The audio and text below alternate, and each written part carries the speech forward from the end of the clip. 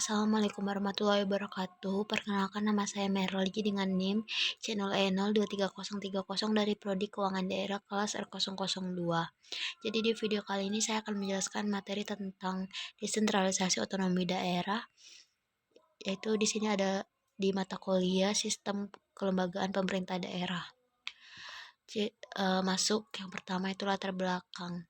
Sejak reformasi 1998, Indonesia telah mengalami perubahan signifikan dalam kebijakan desentralisasi. Pada masa sebelumnya, sentralisasi kekuasaan di Jakarta menyebabkan banyak daerah merasa terpinggirkan dalam pengambilan keputusan dan pengelolaan sumber daya. Reformasi membawa angin segar dengan diberlakukannya Undang-Undang Nomor 22 Tahun 1999 tentang Pemerintah Daerah yang menjadi landasan awal bagi pelaksanaan otonomi daerah di Indonesia.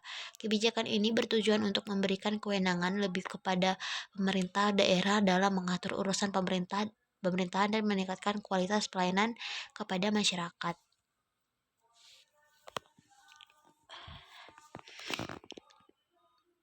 Desentralisasi adalah proses di mana kekuasaan, wewenang, dan tanggung jawab dari pemerintah pusat dialihkan ke pemerintah daerah.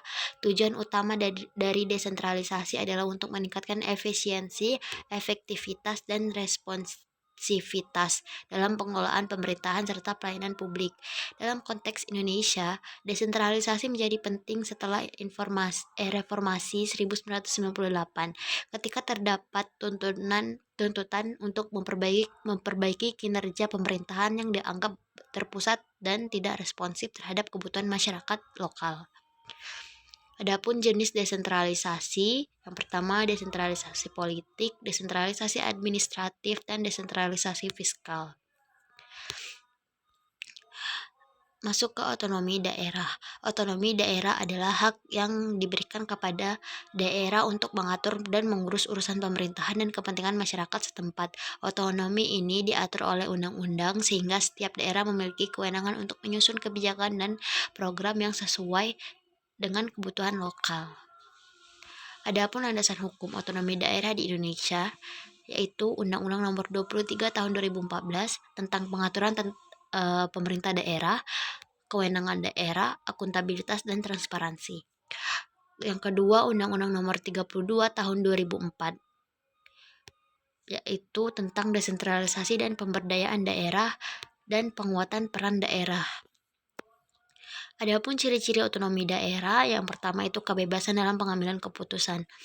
Jadi suatu daerah ini kalau sudah otonom berarti dia memiliki kebebasan untuk mengambil keputusan tanpa harus berkontribusi dengan pemerintah pusat.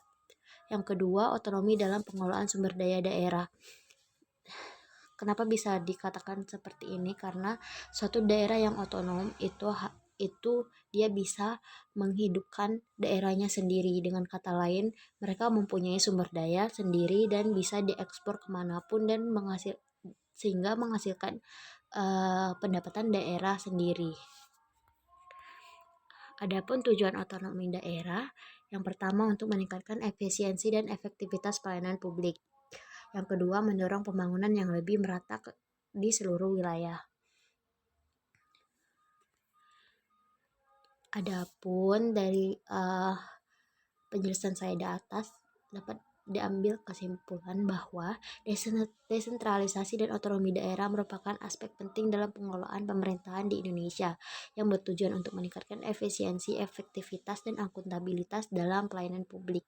Landasan hukum yang kuat terutama melalui Undang-Undang Nomor 23 Tahun 2014 dan Undang-Undang Nomor 32 Tahun 2004 memberikan kerangka yang jelas bagi pelaksanaan otonomi daerah.